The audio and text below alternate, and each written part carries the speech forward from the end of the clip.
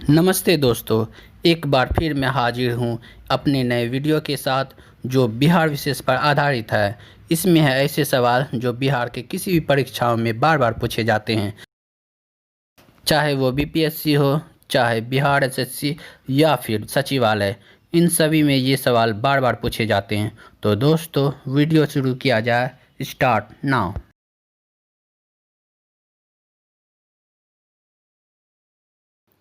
पहला सवाल, लौरिया नंदनगढ़ अभिलेख किस जिले में अवस्थित है? ऑप्शन ए पूर्वी चंपारण, बी पश्चिमी चंपारण, सी सारण या फिर डी आरा। सही जवाब होगा बी पश्चिमी चंपारण। लौरिया नंदनगढ़ अभिलेख एक ऐतिहासिक स्थल है जो बिहार के पश्चिमी जिले में अवस्थित है। यहाँ अशोक के स्तंभ मिले हैं जो मौर्य काल के अवशेष हैं। दूसरा सवाल, बिहार में किस स्थान पर भगवान महावीर का जन्म हुआ था? Option A Patna, B Vaishali, C Pawapuri या फिर डी बोध गया। सही जवाब होगा ऑप्शन बी वैशाली। भगवान महावीर जैन धर्म के 24वें तीर्थंकर थे।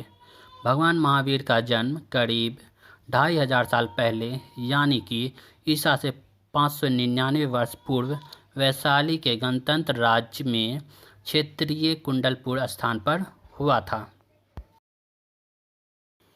तीसरा सवाल, शेरशाह तथा हुमायूं के मध्य सन 1539 में चौसा का युद्ध हुआ था। चौसा बिहार के किस जिले में स्थित है?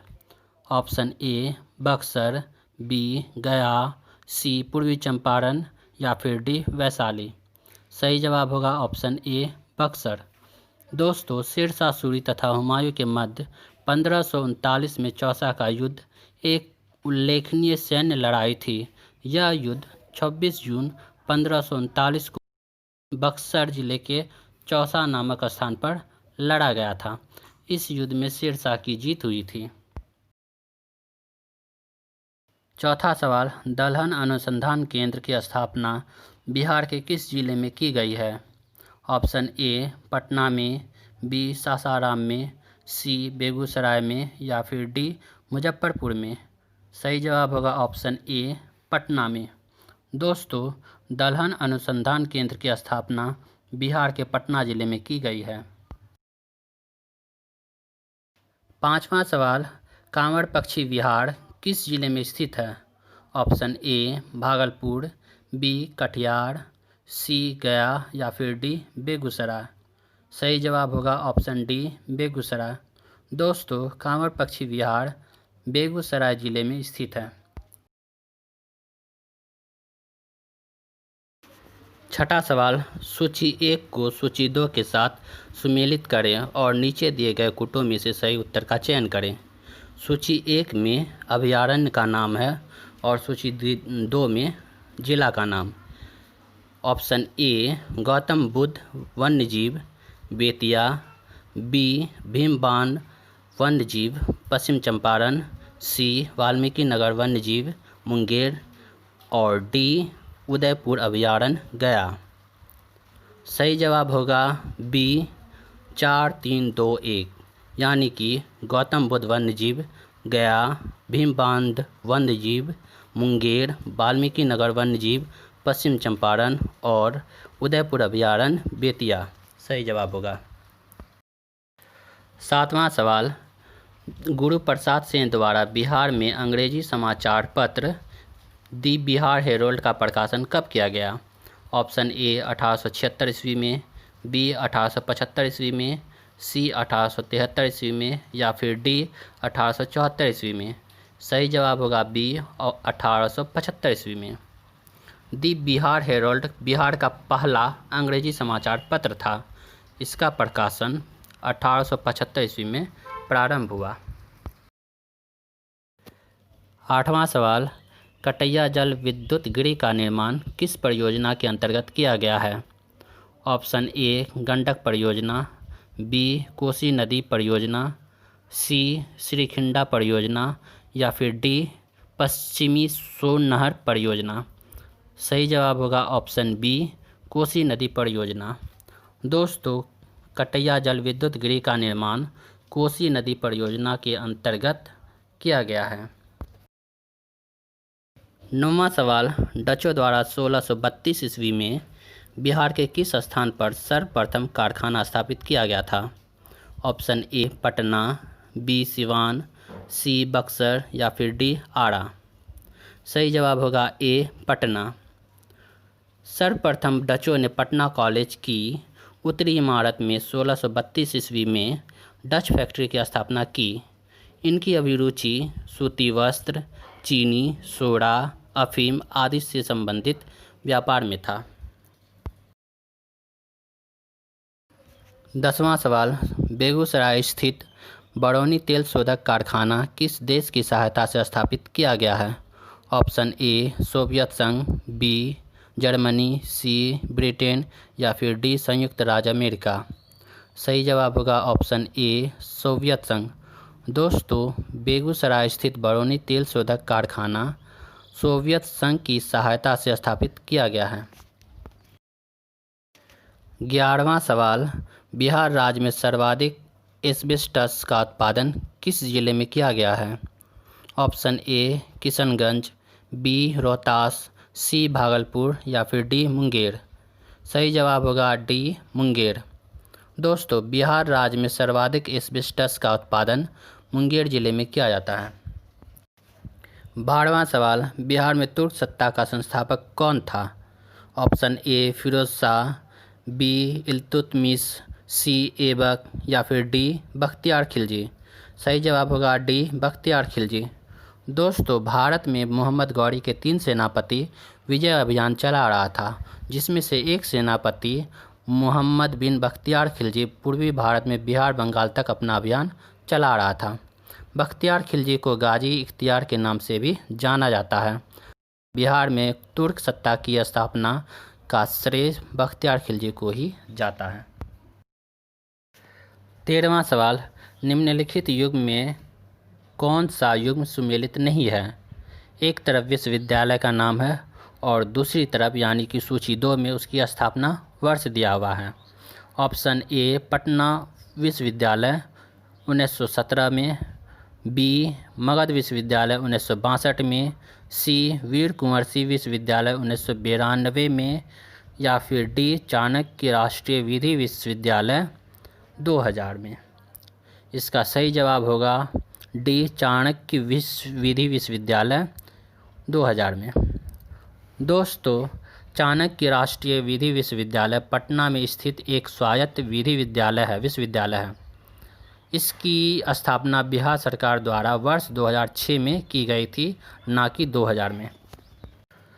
14वां सवाल, निम्नलिखित में से किस समूह की नदियां बिहार एवं उत्तर प्रदेश के मध्य सीमा रेखा बनाती है?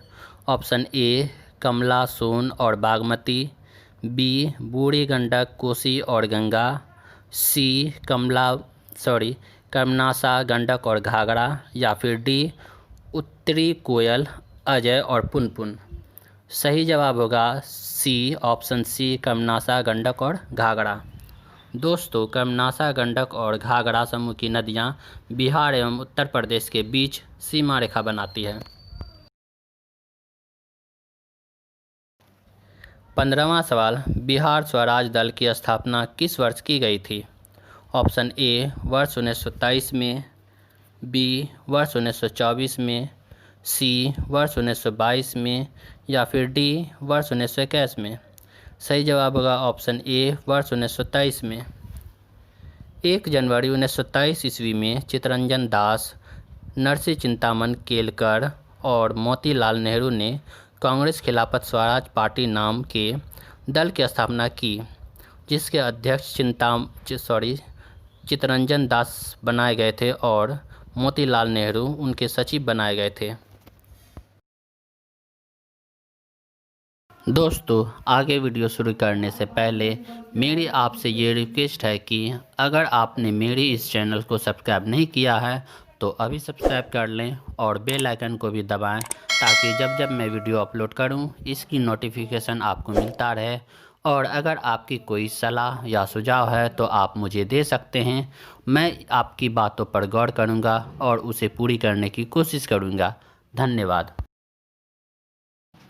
16वां सवाल, देश के कुल मखाना उत्पादन का कितना प्रतिशत बिहार उत्पादित करता है? ऑप्शन ए 90%, बी 80%, सी 75% या फिर डी 60%। सही जवाब होगा बी 80%। गौरतलब है कि देश में तकरीबन 20,000 हेक्टेयर क्षेत्र में मखाने की खेती होती है। देश की कुल उत्पादन में 80% उत्पादन अकेले बिहार में होता है। बिहार में भी सबसे ज़्यादा मखाने का उत्पादन मिथिलांचल क्षेत्र में होता है। 17वां सवाल, डॉक्टर राजेंद्र प्रसाद के संबंध में कौन सा कथन असत्य है?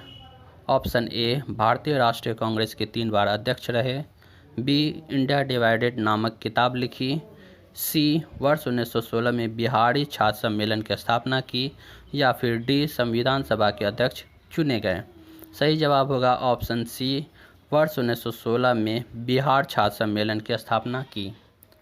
डॉक्टर राजेंद्र प्रसाद अपने कॉलेज जीवन से ही हमेशा सामाजिक कार्यों में काफ़ी सक्रिय थे और दी डावन सोसाइटी के क्रियात्मक सदस्य भी थे। वर्ष 1906 में उन्होंने अपने साथियों के साथ मिलकर बिहारी छात्र सम्मेलन की स्थापना की, जिसने बाद में देश को आज़ादी की कई कर्णधार जैसे अनुग्रह नारायण सिंह और कृष्ण सिंह जैसे क्रांतिकारी दिए। 18वां सवाल, बिहार के किस जिले में डोलामाइट खनिज पाया जाता है? ऑप्शन ए गया, बी भोजपुर, सी रोहतास या फिर डी मुंगेर। सही जवाब होगा बी भोजपुर। दोस्तों, बिहार के भोजपुर जिले में डोलामाइट खनिज पाया जाता है। 19वां सवाल, अलीगढ़ मुस्लिम विश्वविद्यालय की शाखा किस शहर में स्थापित की गई है? ऑप्शन ए भागलपुर, बी गया, सी किशनगंज या फिर डी पटना। सही जवाब होगा सी किशनगंज। अलीगढ़ मुस्लिम विश्वविद्यालय एक आवासीय शैक्षणिक संस्थान है। इसकी स्थापना 1920 में सर सैयद अहमद खान द्वारा की गई थी और 1921 में भारतीय संसद के एक अधिनियम के माध्यम से केंद्रीय विश्वविद्यालय का दर्जा दिया गया। अलीगढ़ मुस्लिम विश्वविद्यालय को कैम्ब्रिज विश्वविद्यालय के तर्ज पर ब्रिटिश राज के समय बनाया गया पहला उच्च शिक्षण संस्थान था। 20वां सवाल, निम्नलिखित में से बिहार के किस जिले की सीमा नेपाल व पश्चिम बंगाल दोनों से स्पर्श करती है? Option A Supaul, B Madhubani, C Araria या फिर डी किशनगंज। सही जवाब होगा डी किशनगंज। दोस्तों, किशनगंज की सीमा नेपाल व पश्चिम बंगाल दोनों से स्पर्श करती है। 21वां सवाल, ककोलत जलप्रपात किस जिले में स्थित है? ऑप्शन ए गया, बी नालंदा, सी औरंगाबाद या फिर डी नवादा। सही जवाब होगा ऑप्शन डी नवादा। दोस्तों, कोलकाता जलप्रपात बिहार राज्य के नवादा जिले में स्थित है। 22वां सवाल, विद्यापति के नाचारी राग में किस देवी देवता की स्तुति की जाती है?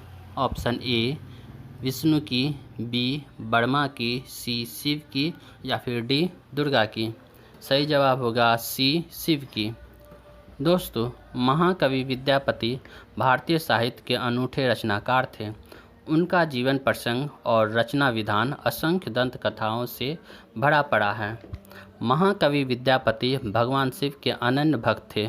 उन्होंने महेशवाणी और नचारी राग से संबंधित अनेक गीतों की रचना की।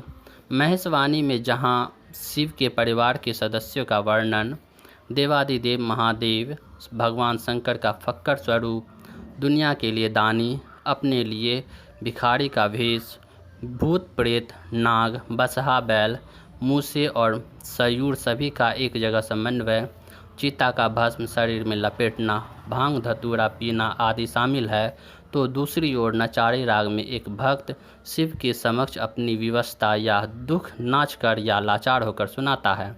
अतः विद्यापति के नचारी राग में भगवान शिव की स्तुति की जाती है। 23वां सवाल, बिहार का प्रथम दूरदर्शन प्रसारण केंद्र स्थापित किया गया था? ऑप्शन ए पटना में, बी मुजफ्फरपुर में, सी दरभंगा में या फिर डी भागलपुर में।